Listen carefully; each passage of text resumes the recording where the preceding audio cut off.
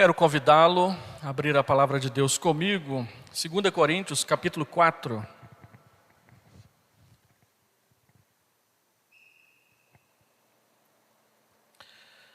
Segunda Epístola de Paulo aos Coríntios, capítulo 4.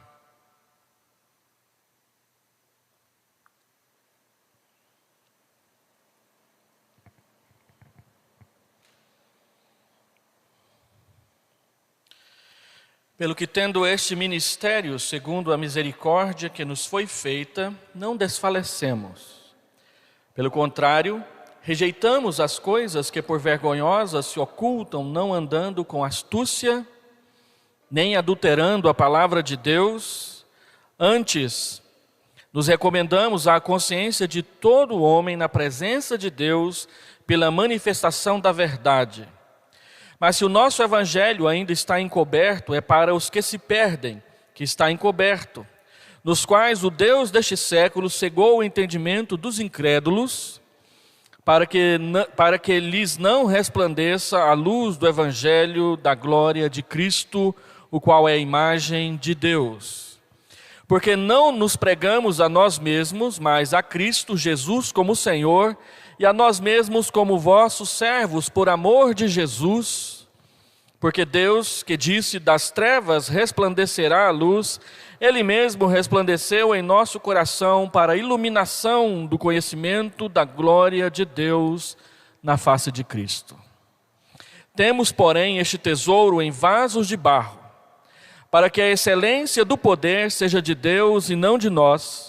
Em tudo somos atribulados, porém não angustiados, perplexos, porém não desanimados, perseguidos, porém não desamparados, abatidos, porém não destruídos. Levando sempre no corpo o morrer de Jesus, para que também a sua vida se manifeste em nosso corpo. Porque nós que vivemos somos sempre entregues à morte por causa de Jesus, para que também a vida de Jesus se manifeste em nossa carne mortal, de modo que em nós opera a morte, mas em vós a vida. Tendo, porém, o mesmo espírito da fé com que está escrito, eu criei, por isso é que falei, também nós cremos, por isso também falamos, sabendo que aquele que ressuscitou o Senhor Jesus também nos ressuscitará com Jesus, e nos apresentará convosco, porque todas as coisas existem por amor de vós, para que a graça, multiplicando-se, torne abundantes as ações de graças, por meio de muitos, para a glória de Deus. Por isso, não desanimamos, pelo contrário, mesmo que o nosso homem exterior se corrompa, contudo o nosso homem interior... Apertei um botão errado aqui.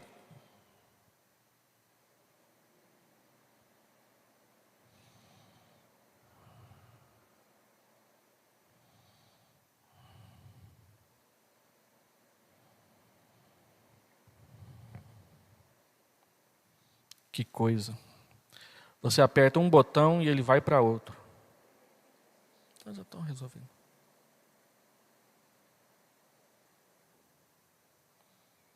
Obrigado. Voltando então à leitura, por isso não desanimamos, pelo contrário, mesmo que o nosso homem exterior se corrompa, contudo o nosso homem interior se renova de dia em dia. Porque a nossa leve e momentânea tribulação produz para nós eterno peso de glória, acima de toda comparação, não atentando nós nas coisas que se veem, mas nas que se não veem, porque as que se veem são temporais e as que se não veem são eternas. Feche seus olhos, do jeito que você está aí na sua casa, para que possamos orar.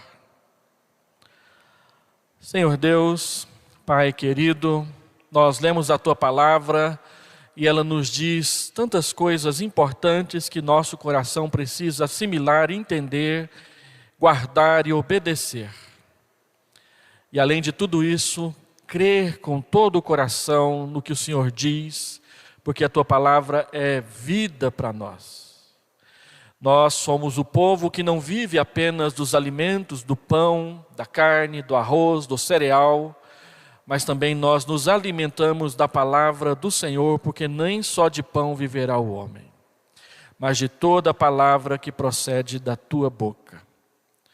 Então, Senhor Deus, nós queremos pedir que o Senhor nos alimente nesta hora, que o Senhor nos pastoreie com a tua palavra e que o teu Espírito que está em nós aplique na nossa alma a verdade que está escrito diante dos nossos olhos e acabamos de ler. Dá-nos essa bênção em nome de Jesus. Amém. Hoje eu quero falar sobre tesouro em vasos de barro. Na minha opinião, esse é o ponto alto dessa pequena sessão da carta de Paulo aos Coríntios, a sua segunda carta, quando ele trata nela sobre o ministério da nova aliança. E eu queria introduzir, levantando umas questões que nós poderíamos chamar de questões simples e até bobas. O que é um clipe? Uma ramona para as mulheres? Uma agulha ou um alfinete? O que é um copo de vidro, uma folha de papel ou um parafuso ou um prego até? São pequenos instrumentos feitos de material muito frágil, mas que podem ser muito úteis na realização de vários serviços. O homem que inventou o clipe ficou milionário na época em que ele o fez. E quantos de nós não usamos um para prender papéis, para organizar documentos, para carregar coisas e mantê-las juntas e não perdê-las? Da mesma forma, que esses instrumentos feitos de material muito frágil, mas que podem ser muito úteis, uma pergunta útil também para a nossa meditação dessa noite é: o que seria possuir um grande tesouro guardado em um pequeno vaso de barro? Paulo escreveu essa carta quando estava sendo acusado de muitas inverdades na sua tumultuada relação com a igreja de Corinto, uma igreja que tinha uma facilidade tremenda para a insubmissão e para a formação de partidos no seu interior. E ele escreveu a segunda carta à igreja de Corinto para se defender dessas acusações, defender a veracidade do seu apostolado e se reconciliar com a igreja, porque ele disse na primeira carta que ele a considerava uma das suas coroas e que ele não precisava de carta de recomendação, exatamente porque a conversão daqueles irmãos, daquela igreja, era a prova mais cabal de que Deus o havia chamado e ele estava sendo útil, um servo útil, um instrumento útil, um vaso útil nas mãos de Deus para a pregação do Evangelho. Ao fazê-lo, ele deixou para nós essa rica seção dos capítulos 2 até o iniciozinho do capítulo 6, quando ele trata do ministério cristão, que ele chama de o ministério da nova aliança, e ele trata de pelo menos 5 assuntos que são fundamentais na vida cristã. Ele trata sobre a questão: quem nós somos como cristãos? Qual o propósito do nosso chamado como membros de uma igreja local? O que é a glória de Deus? O que é o testemunho cristão? E qual é o nosso papel na reconciliação de pessoas pecadoras com Deus e umas com as outras? São temas fundamentais para quem quer servir numa igreja no papel de ministro, seja o ministro da palavra, ou o ministro da música, ou o ministro da misericórdia, ou o ministro do cuidado uns para com os outros. O fato é que na igreja do Senhor Jesus não existe uma diferenciação entre clero e laicato. Todos nós somos servos, todos nós somos sacerdotes e todos nós recebemos de Deus dons e talentos para ministrar a palavra de Deus uns aos outros e cuidar uns dos outros. Nessa oportunidade eu gostaria de destacar 4 elementos do serviço cristão, do ministério da nova aliança, que dão sustentação à vida ministerial de qualquer pessoa, de qualquer cristão que esteja desejoso em qualquer profissão que escolha para viver, servir a Cristo com integridade.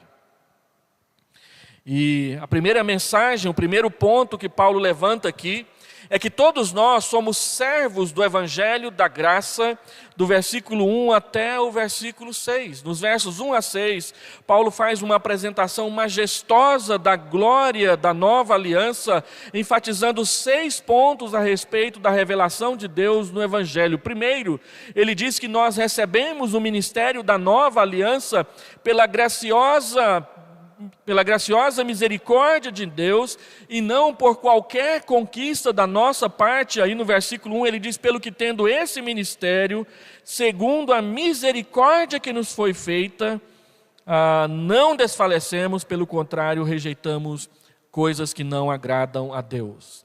Nós fomos chamados e recebemos a função de servir na casa de Deus, não porque fizemos algo ou merecemos algo, mas porque Deus dispensou, Deus derramou, Deus deu a nós a sua misericórdia. Ele não nos castigou nos nossos pecados, pelo contrário, Ele suspendeu o castigo e colocou no lugar graça, perdão, bondade e uma boa pitada do seu amor para conosco. Segundo, nós como servos recebemos a graça que nos dá forças para enfrentar as adversidades e até mesmo o cansaço. Ele diz aí no versículo 1, logo após falar que recebemos a misericórdia, ele diz que porque recebemos essa misericórdia e ela vem associada à graça de Deus, nós não desfalecemos. Pelo contrário, nós podemos vencer as adversidades, nós podemos vencer o cansaço, e quem trabalha na igreja de Deus com coração íntegro e com participação sabe que o trabalho de Deus muitas vezes cansa, e na grande, imensa maioria das vezes ele tem adversários. Paulo diz que por causa da graça, por causa do favor de Deus que nós não merecemos, nós podemos enfrentar adversidades e vencer o cansaço. Terceiro, o padrão do nosso serviço está comprometido com a integridade na pregação, versículo 2. Pelo contrário, rejeitamos as coisas que por vergonhosas se ocultam, não andando com astúcia nem adulterando a palavra de Deus, antes nos recomendamos à consciência de todo homem na presença de Deus pela manifestação da verdade. Paulo diz que o padrão da nossa vida, do nosso serviço é a integridade. E a integridade nos leva a rejeitar coisas vergonhosas. Nós estamos comprometidos com aquilo que é bom, com aquilo que edifica, e não com aquilo que traz vergonha, repúdio às pessoas. Paulo diz mais, ele diz que nós não andamos com astúcia. Nós não aumentamos o número de membros da nossa igreja passando a perna nas pessoas, iludindo as pessoas com promessas falsas. Pelo contrário, ele diz que nós não adulteramos a palavra de Deus, nós a pregamos com integridade. Se você quer servir a Deus na casa dele, se você quer fazer parte do ministério da nova aliança, o seu compromisso tem que ser com a integridade e não com a falta dela. Então Paulo diz, antes, nós nos recomendamos à consciência das pessoas.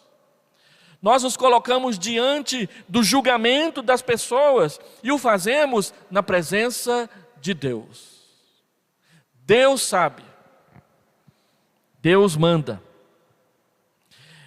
E nós fazemos com o objetivo claro de tornar manifesta a verdade de Deus no coração das pessoas.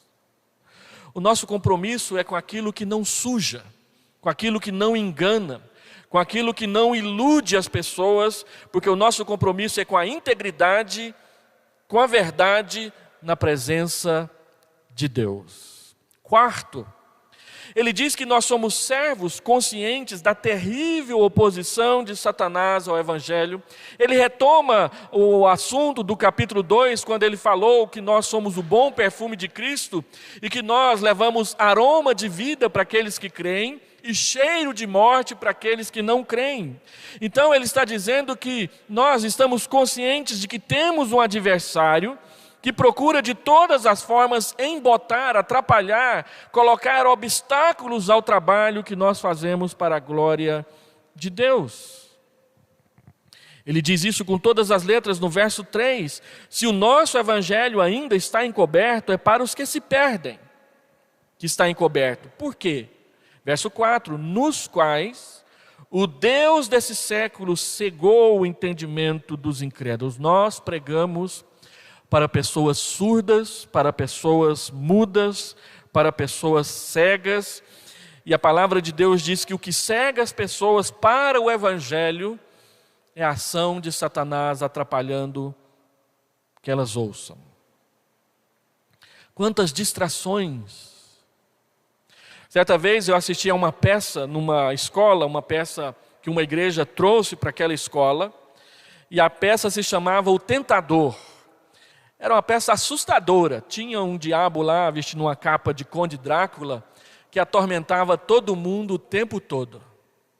E num determinado momento uma pessoa aparece com uma Bíblia e essa pessoa começa a falar de Jesus para uma pessoa, eu estou falando de uma peça teatral. Então o Satanás, o Conde Drácula da peça, ele se posicionou atrás da pessoa e colocou as mãos nos seus ouvidos. Enquanto a pessoa estava falando, ele balançava a cabeça, concordando, como se estivesse ouvindo alguma coisa, e dizendo que não estava fazendo nada de errado. O fato é que Satanás balançava a cabeça o tempo todo daquela pessoa, para que ele não ouvisse, não entendesse o Evangelho. Nós não cremos que Satanás tem tanto domínio sobre as pessoas assim. Mas nós cremos que ele tem muito domínio sobre algumas pessoas assim, especialmente aquelas que rejeitam a Deus e acham que o que Satanás oferece é melhor. E tem muita gente por aí que você que trabalha com elas, convive com elas, que elas dão muita trela para Satanás como se isso fosse brincadeira. Eu fui professor no seminário de um jovem rapaz que hoje é pastor, e ele era um modelo, tirava fotos, o rosto dele aparecia de vez em quando na televisão, em algumas revistas.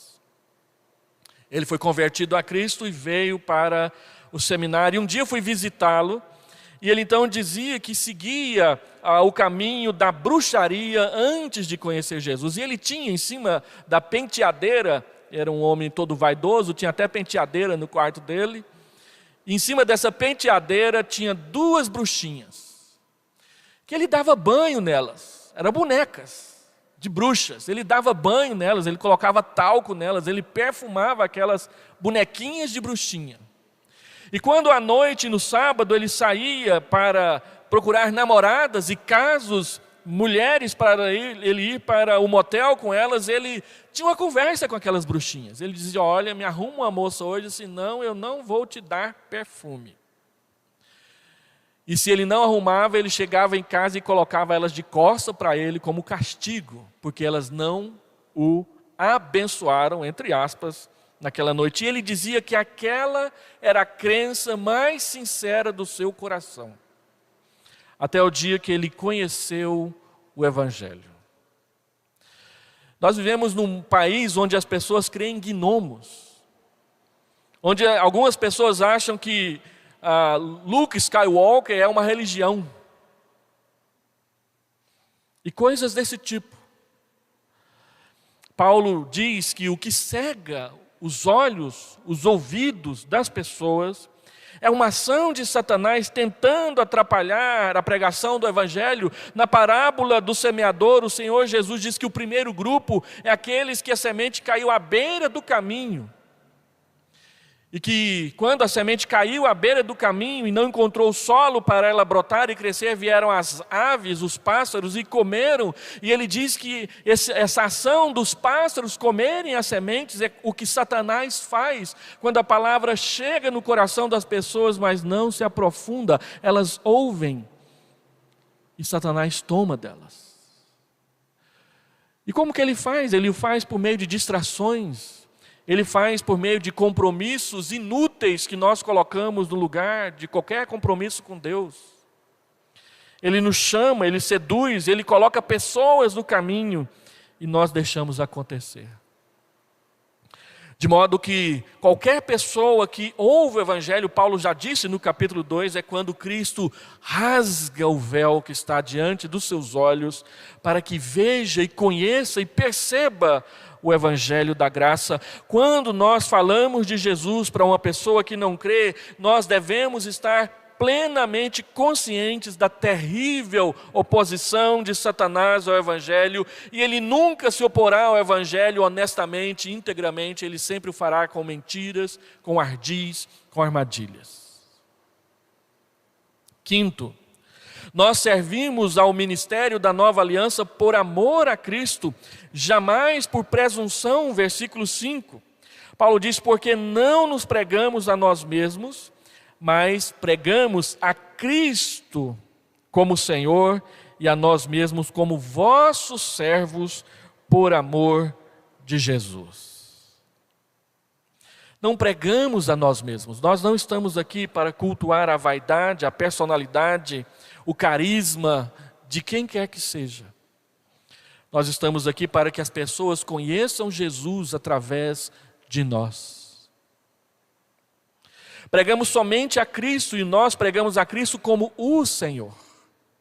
Aquele que nos governa, aquele que tem todo o direito de decidir o que devemos fazer. Na história da igreja, quando John Knox foi exilado da Escócia por causa da perseguição contra ele, ele andou na Europa continental e ele trabalhou por um período na Alemanha, servindo ingleses que moravam em Frankfurt. E lá ele conheceu um outro pastor, um pastor inglês, que questionou a forma como John Knox pregava a palavra abertamente. Ele diz, olha, essa igreja tinha que ter um rosto inglês. E a resposta que John Knox deu para aquele pastor fez com que ele fosse mandado embora da igreja. Ele disse, olha, eu acho que a igreja tem que ter o rosto de Cristo. Não o rosto das nossas liturgias, das nossas vestimentas, daquilo que nós mais prezamos em termos de tradição, mas o rosto da igreja, quando as pessoas olham para a igreja, elas precisam ver Jesus, mais que os seus costumes, as suas tradições, as pinturas dos templos, as janelas, essas coisas, eles precisam ver Jesus em nós. Paulo diz, nós pregamos a Cristo como Senhor, e nós somos servos de vocês por amor a Cristo. Em sexto lugar, ele diz que nós servimos como agentes da nova criação. O versículo 6, ele diz, porque Deus que disse das trevas resplandecerá a luz, fazendo uma menção a Gênesis capítulo 1, versículo 1, Ele mesmo resplandeceu em nosso coração, Ele derramou luz sobre nós. Para quê? Para a iluminação do conhecimento da glória de Deus na face de Cristo, para que as pessoas vejam Jesus através de nós. A grande pergunta que você tem que fazer para você mesmo, você que quer ser servo da nova, quer ser ministro da nova aliança, é entender que somos servos do Evangelho da graça e que nós somos instrumentos dessa graça para que ela alcance outras pessoas. Nos versos a seguir, Paulo ainda nos apresenta mais 3 verdades sobre a nova aliança. Então, em segundo lugar, Paulo diz que nós somos vasos de barro que guardam um tesouro valioso, versículo 7 até o versículo 12. Ele disse que nós pregamos o Evangelho para que as pessoas conheçam a glória de Deus na face de Cristo. Mas ele diz que nós, ao mesmo tempo que pregamos coisas e verdades gloriosas, nós mesmos somos como vasos de barro, simples, frágeis. Paulo passa da glória da nova criação para a fraqueza do vaso de barro. E este parágrafo, ele leva a nocaute a tolice de qualquer pretensão humana de culto à personalidade de que o pastor, o pregador, o cantor, o evangelista, quem quer que seja na igreja, é melhor do que os outros e merece mais louvor do que aquele que é o Senhor da igreja. A glória não está no pregador, a glória não está no ministro, a glória está na pregação. Não está no vaso, mas no tesouro que o vaso frágil de barro traz dentro de si. O que é precioso é Jesus, não nós. O que é precioso é o evangelho que nós pregamos, não nós. Não somos nós que temos o poder, quem tem poder é o evangelho. Certo pastor veio pregar numa igreja presbiteriana da nossa região. E quando ele terminou, uma senhora chegou para ele e disse: o senhor não é um bom pastor.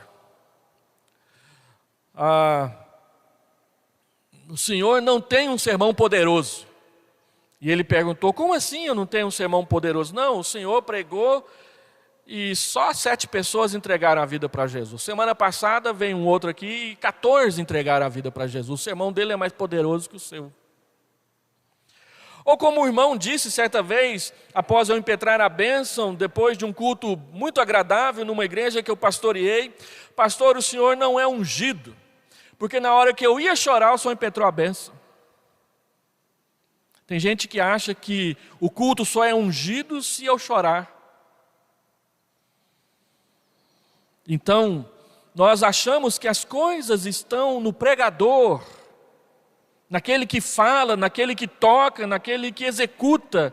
Mas a palavra de Deus diz, sem sombra de dúvida, que o poder está no evangelho, o poder está no nome de Jesus, o poder está na mensagem que nós carregamos dentro de nós. Nós somos vasos de barro frágeis. Paulo compara o valor inestimável do tesouro com a fragilidade tosca do vaso de barro. Ele compara e ele contrasta ao mesmo tempo o evangelista e o evangelho. O ministro e aquilo que ele ministra. O vaso se quebra com facilidade e precisa ser substituído, mas o tesouro é eterno, de modo que a fraqueza do vaso ressalta a excelência do poder de Deus no evangelho. Deus é glorificado por meio de vasos frágeis.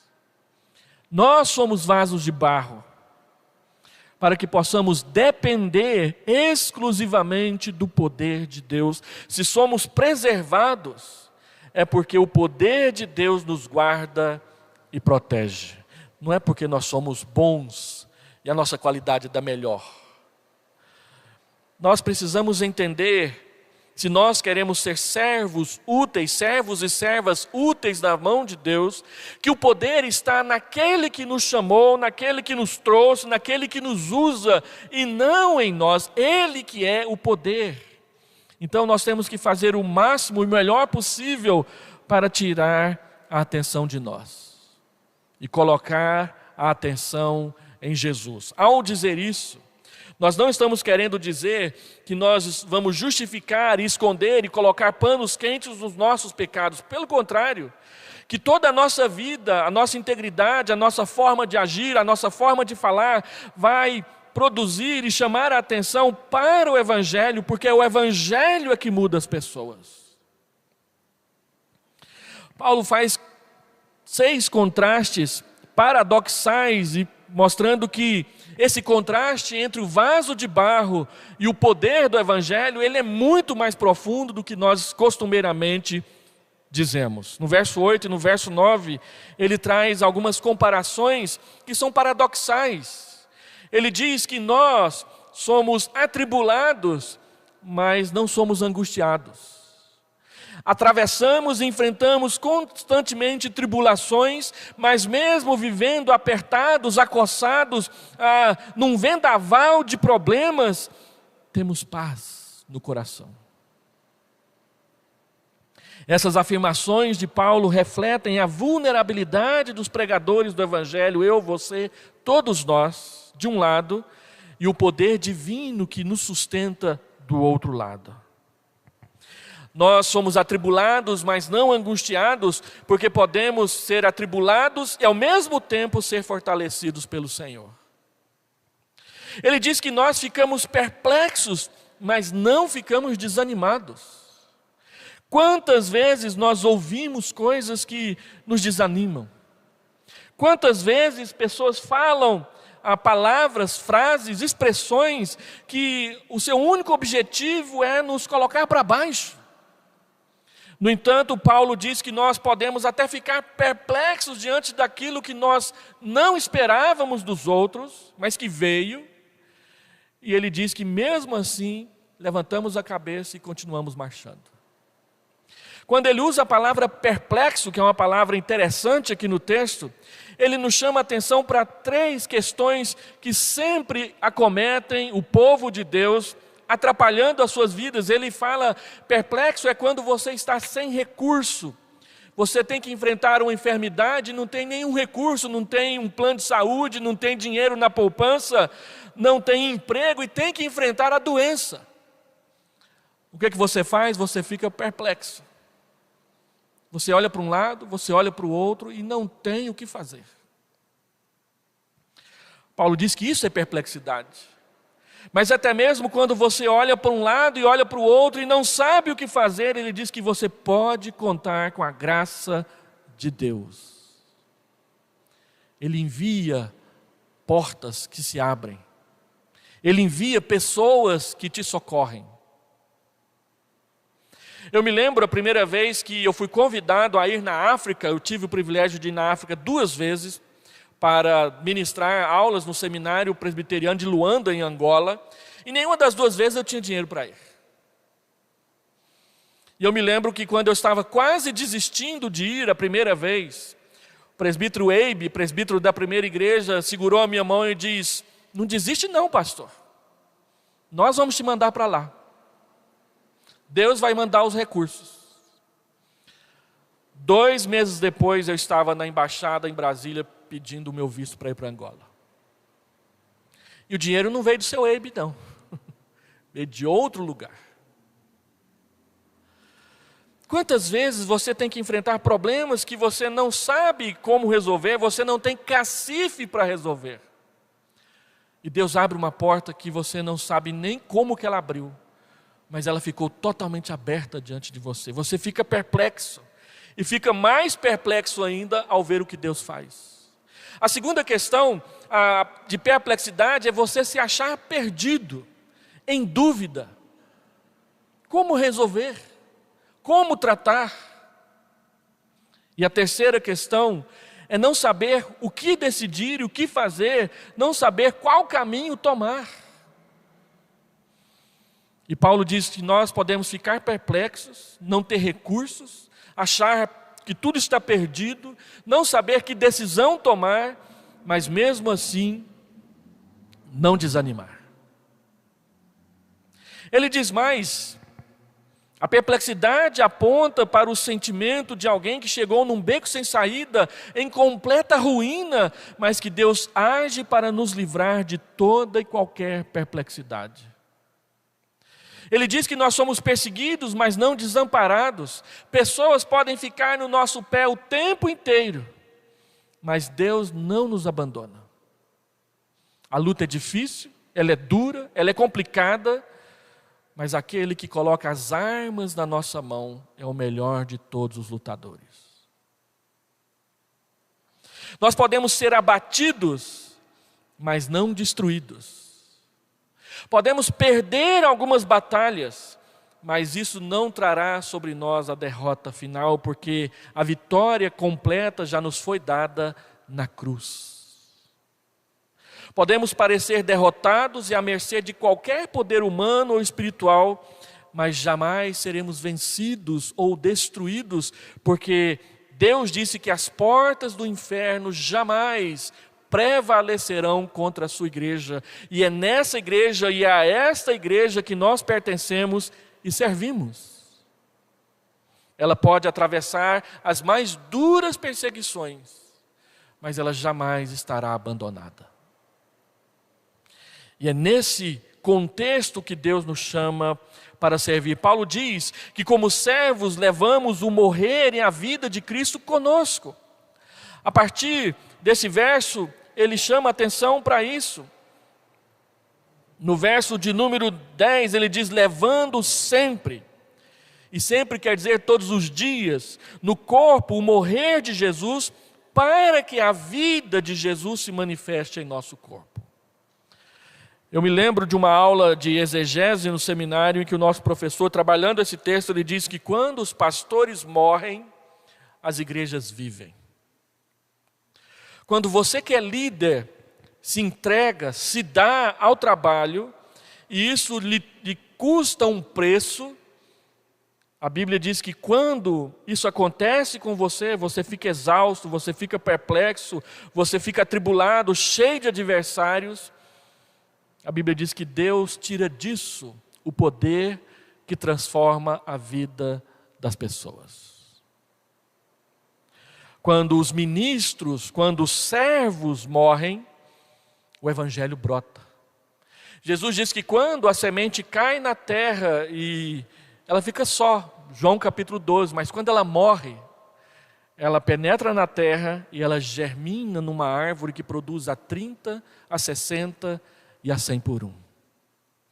De modo que a gente tem que morrer para poder frutificar. O que Paulo está falando? Ele está falando daquilo mesmo que ele disse em Romanos, capítulo 12, verso 1.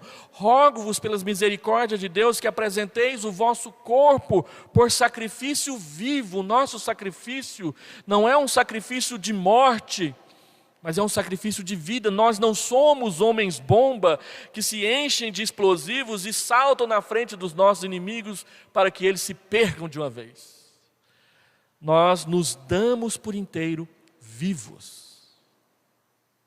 E quando sofremos por causa do Evangelho, o Evangelho brota na vida das pessoas, porque Cristo fez assim por nós. Como ovelha muda, ele foi levado ao matadouro, carregou culpas e dores que não eram dele, para que os outros recebessem o perdão, e ele disse que nós deveríamos segui-lo. Se você quer vir após mim, tome a sua cruz e siga-me. Coloque aquilo que você mais tem medo nas costas e me siga. E ele diz que ia nos usar no meio disso. Nós levamos o morrer. Paulo diz: ninguém me detenha, Gálatas capítulo 6, versículo 17, porque no corpo eu trago as marcas de Jesus Cristo. Assim como Jesus foi açoitado, Paulo também foi açoitado. Assim como o Senhor Jesus sofreu oposição, nós também sofreremos oposição. E às vezes nós ficamos aí cheios de mimimi por causa de coisas pequenas, enquanto que tem coisas muito mais sérias, importantes e difíceis para nós atravessarmos mais adiante. E nós precisamos aprender com elas. A prova do verdadeiro ministério não está nas condecorações que nós recebemos, mas está nas escoriações que marcam os nossos corpos. Qual é a marca que nós temos no nosso corpo por causa do Evangelho de Jesus? Eu me lembro da carta que Inácio de Antioquia escreveu por volta do ano 110 à igreja de Roma, quando ele tinha sido denunciado na perseguição em Antioquia, estava sendo levado cativo para ser morto no Coliseu, sendo comido por feras. E ele foi comido por feras. Então a igreja de Roma se dispôs a interceder junto ao imperador para que ele fosse livre e não fosse levado ao Coliseu. Ele escreveu uma carta, ele diz: não impeçam, não atrapalhem, deixa eu chegar até lá, porque eu sou pão de Cristo, eu sou trigo de Deus, e se eu morrer comido pelas feras, será a forma que Deus escolheu para eu chegar o mais perto possível de Jesus. Naquela época, a igreja acreditava que o martírio era uma bênção, e que quem morresse martirizado estava vivendo o ponto alto da sua união com Jesus.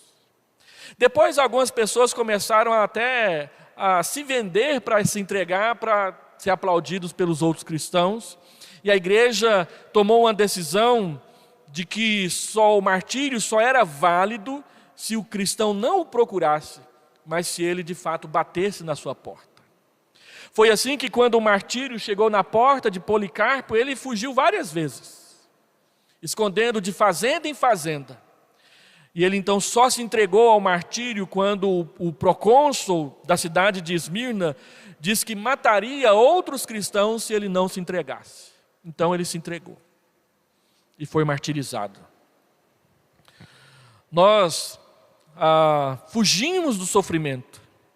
Nós, igreja brasileira, não temos uma teologia do sofrimento que sustenta a nossa missão. Para nós tem que ser Coca-Cola, batata Ruffles, água fresca e rede debaixo da árvore. Mas pregar o evangelho tem hora que é muito duro, é muito difícil, é muito complicado. E Paulo chama a atenção para isso. Você tem que aprender a levar o morrer de Jesus no seu corpo, para que a vida de Jesus se manifeste através de você. Nós vivemos numa época que qualquer coisinha as pessoas mudam de igreja. Há um tempo atrás nós tivemos que tratar um caso de um irmão que ficou chateado com o pastor porque ele entendeu que nos cumprimentos à porta da igreja o pastor o ignorou. Então ele foi procurar outra igreja. E eu fico pensando que o pastor da outra igreja ia cair no mesmo problema o dia que esse irmão pensasse, achasse, sentisse que ele o ignorou. No meu ministério, inúmeras vezes pessoas me deram pito na porta da igreja dizendo que eu não estava lhes dando atenção.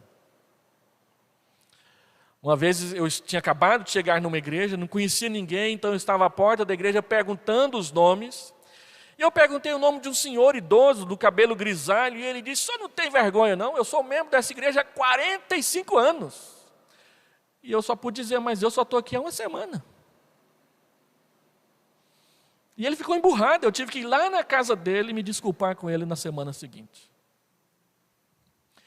É com esse tipo de irmãos que nós lidamos muitas vezes. Eles não querem morrer por Jesus, eles querem ser servidos, mas o servo é aquele que sofre como o seu Senhor sofreu. Isso se você quer ser servo de Jesus. Terceiro, nós servimos com uma fé vitoriosa. Paulo deixa essas palavras difíceis e complicadas e a partir do verso 13 ele começa a entrar numa ascendente dizendo que ser servo não é somente lutar, a ser atribulado e enfrentar confusões. Não, existem coisas profundas da nossa fé que nós compartilhamos com as outras pessoas. E uma delas é que nós servimos a uma fé que é vitoriosa. Ela está baseada na revelação divina, versículo 13. Tendo, porém, o mesmo espírito da fé, como está escrito, eu criei, por isso é que falei, também nós cremos e também por isso nós falamos. A fé que nós falamos é a fé que no final vai prevalecer. Não é por arrogância, não é por intolerância religiosa, é porque Deus diz que somente aqueles que creem nele, que depositarem a sua confiança nele, é que entrarão no seu reino para viver eternamente com ele. E a nossa segurança e a nossa convicção está baseada nessa revelação, nunca na subjetividade humana, jamais nas experiências pessoais, sempre na objetividade da revelação divina nas Escrituras. 2 Pedro, capítulo 1, versículo 16 a 19, Pedro nos dá 3 argumentos a respeito de por que nós cremos na palavra, e um desses argumentos é que ela não é fábula. O Senhor dos Anéis é fábula, Guerra nas Estrelas é fábula. A palavra de Deus é a verdade. A nossa fé é vitoriosa porque ela está fundamentada na ressurreição, versículo 14. Sabendo que aquele que ressuscitou o Senhor Jesus, também nos ressuscitará e nos apresentará convosco. Mateus capítulo 24, versículo 29 e 30, os irmãos aqui da Vila Nova já estão ficando enjoados de ver eu citar esse texto. Mas o que está escrito lá? Que no dia da volta de Jesus nós olharemos para cima e o veremos vindo do céu com poder e muita glória, rodeado com todos os seus santos anjos, aqueles anjos que ficaram ao redor de Eliseu e não deixaram o rei da Síria pegá-lo. Aqueles anjos que estavam com Elias, trazendo comida e bebida para ele todo dia, na época da seca. Aqueles anjos que vieram trazer o recado de Deus a Sodoma e a Gomorra, junto com ele, Gênesis capítulo 19. Eles virão com Deus, e a Bíblia diz que nós levantaremos os olhos e os veremos. E de repente, nós mesmos seremos levantados para nos encontrar com Ele lá nos ares. A primeira vez que eu entrei em um avião foi mágico para mim. Foi em 1998. Um avião da TAM, daqueles mesmo que passou a cair depois disso. E eu me lembro que quando nós chegamos lá em cima, e pela primeira vez eu vi uma nuvem de cima para baixo, e não de baixo para cima. Que visão fantástica. Aquelas bolas de algodão flutuando no espaço. E a vontade que a gente tem é de sair do avião e ficar pulando em cima delas. E a Bíblia diz que quando o Senhor Jesus vir, Ele virá entre as nuvens, com poder e glória, e nós iremos encontrá-lo lá.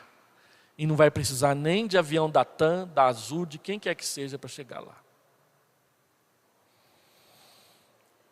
A ressurreição é a base de todo o nosso serviço. Nós citamos muito 1 Coríntios 15, 58, e nos esquecemos de que 1 Coríntios 15 é o grande texto que fala da ressurreição.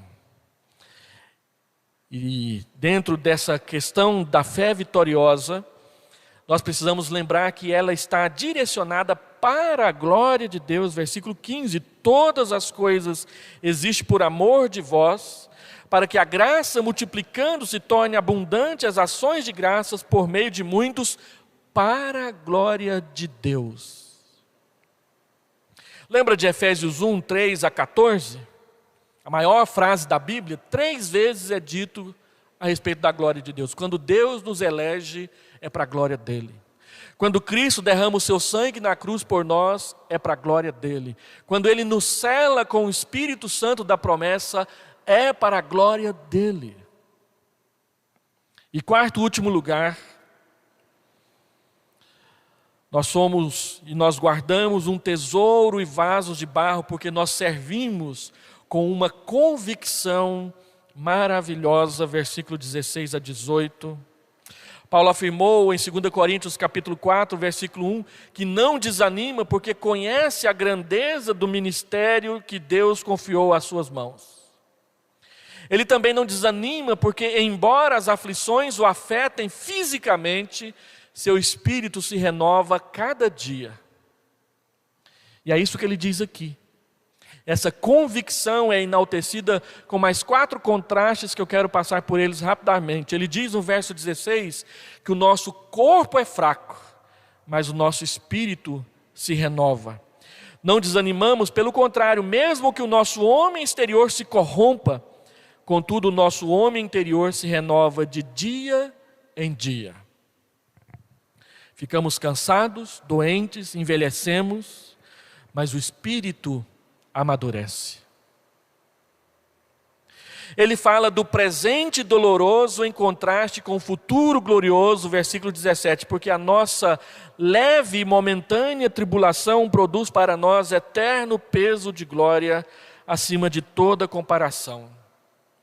Quando nós olhamos aí fora e olhamos para trás, estamos exatamente a 1 ano do início dessa pandemia. Como isso nos entristece. Tem horas que a gente desanima. Eu confesso para os irmãos que atravessei essa pandemia até bastante animado, mas quando nós recebemos a notícia de que tinha que fechar tudo de novo, eu me prostrei. Falei, outra vez? Fechar tudo outra vez? Deixar todo mundo em casa outra vez? Não poder fazer o que fazia antes de novo? A gente olha e começa a olhar só para baixo, para baixo, para baixo. Paulo diz, olha, o presente ele é doloroso e eu não tive que enfrentar a dureza dessa pandemia, como vários irmãos da nossa igreja já enfrentaram, quando a doença entrou dentro da sua casa, o medo veio forte no coração, as lágrimas encheram os olhos e até mesmo a morte. Como foi duro acompanhar uma das irmãs da nossa igreja, quando um dos seus familiares faleceu de Covid e lá no cemitério nem sequer abrir o caixão foi permitido. E esse ano eu já acompanhei famílias 4 vezes nessa situação. Horrível. O luto em si já é muito triste e doloroso. O luto dessa enfermidade provocada pela Covid ainda é pior. Porque ele lhe toma muito da sua hombridade, da sua dignidade. Pessoas que perderam o emprego, pessoas que passam dificuldades em casa. Quando nós olhamos para o presente, nós dizemos, ele é doloroso, ele dói, é ruim, é triste, é pesado. Mas Paulo diz, levanta a cabeça, compara essa dor com a glória que está reservada nos céus. Aí você vai ver que essa dor, ela é leve e momentânea. Porque não dá para comparar esses anos, essas aflições, com toda a eternidade na presença e ao lado de Deus. Então o que nos motiva não é olhar ao redor e ver que está tudo tão difícil e complicado, mas é olhar para cima e para frente e nos deixar guiar pela promessa do que vem, sem fechar os olhos para o que está acontecendo ao redor, mas sabendo que isso que nós estamos vivendo vai passar. Não vai durar eternamente. Deus colocará um ponto final em algum momento. As aflições são pesadas e contínuas, mas se nós as olhamos sob a perspectiva da eternidade, elas são leves e momentâneas e passageiras. Somos atribulados hoje, mas no futuro estaremos na glória. Paulo via as tribulações como aliadas e não como adversárias, pois longe de nos destruir, elas cooperam para o nosso bem. Elas produzem para nós um eterno peso de glória acima de qualquer comparação. Terceiro, coisas visíveis e temporais contrastadas com coisas invisíveis e eternas, verso 18. Não atentando nós nas coisas que se veem, mas nas que se não veem, porque as que se veem são temporais, e as que se não veem são eternas. As coisas verdadeiramente reais, elas são invisíveis. A fé não se apega às glórias passageiras do mundo, porque vê um mundo invisível, superior e repleto da glória de Deus. E diante disso, deixa eu fazer aqui 3 aplicações. Primeira, não confiemos em nossa fragilidade, mas no poder de Deus. Deus fala para Jeremias, no capítulo 9 do seu livro, não confie na riqueza, não confie na força física, não confie na sabedoria, porque essas 3 coisas, riqueza, força física e sabedoria, são cordas que se rompem tão facilmente diante de qualquer aflição e diante das tribulações. Confie no Deus que está acima dessas coisas. Confie no Deus que te ajuda a atravessar estas coisas e que permite, que abençoa o seu coração com equilíbrio, saúde, moral, espiritual e lucidez e sensatez para enfrentar todas elas, mesmo debaixo do rigor do seu chicote. Segundo, saiba que a nossa fé não parte de nós mesmos, mas daquilo que nós recebemos de Deus. Pela graça sois salvos. E isto, a graça e a salvação, não vem de vós, é dom de Deus. Ser cristão é um presente. Não desperdice o presente que Deus te deu. E por último, escolha bem o que alimenta as suas convicções.